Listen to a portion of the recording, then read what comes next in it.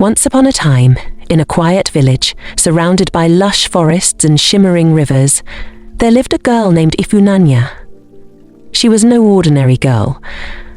Her beauty was ethereal, her skin glowed like the morning dew, and her laughter sounded like the gentle ripple of water flowing over smooth stones.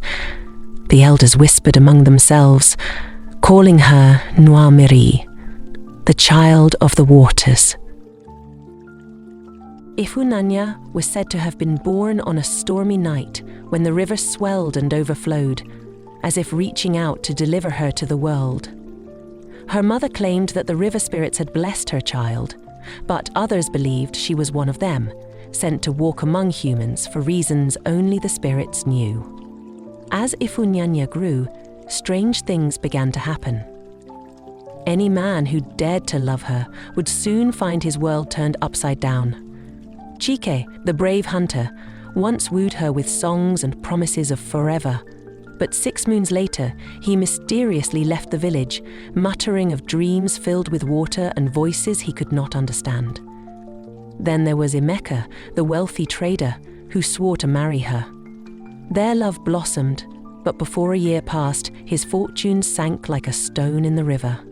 The villagers began to fear her, whispering that her destiny was tied to the river. Some even avoided her altogether, afraid that the river spirits might take offense if they interfered. But Ifunanya herself was torn. She longed for a normal life, one of love, laughter, and a family of her own. Yet, the dreams began to come. Every night, as the moon hung high in the sky, she would hear voices calling her name, soft and melodic, like the song of the river. In her dreams, she saw herself standing at the edge of the water, a crown of shells on her head, her feet immersed in the cool, flowing stream. "Come home," the voices would say. "Your people await you." One fateful evening, Ifunanya decided to confront her destiny. She went to the village elder, Mama Nyoma, a woman known for her wisdom and connection to the spiritual realm. Mama Nyoma sighed deeply as Ifunanya shared her plight. "My child," the elder began, "you are not meant to walk the same path as ordinary mortals. You are a daughter of the river, and they are calling you to fulfill your purpose. If you do not answer, the river will find ways to remind you of who you are." Tears welled up in Ifunanya's eyes. "But what is my purpose? Why? Can I not have a normal life?" Mama Nyoma placed a comforting hand on her shoulder. "Your purpose is to heal, to guide, and to protect. The river does not curse, it only reclaims its own. If you embrace who you are, you will find peace. But to deny it is to invite turmoil, both for yourself and those who love you." That night, Ifunanya made her decision. She dressed in white, adorned herself with beads, and walked barefoot to the riverbank under the full moon.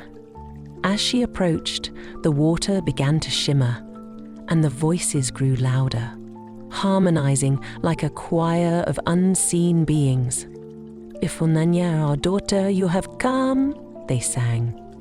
She stepped into the water, and as the coolness embraced her, she felt an overwhelming sense of belonging.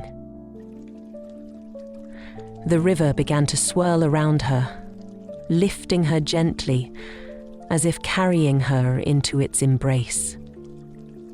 From that day forward, Ifunanya became the River Maiden.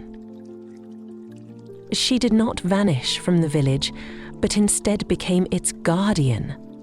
People came from far and wide to seek her wisdom and healing.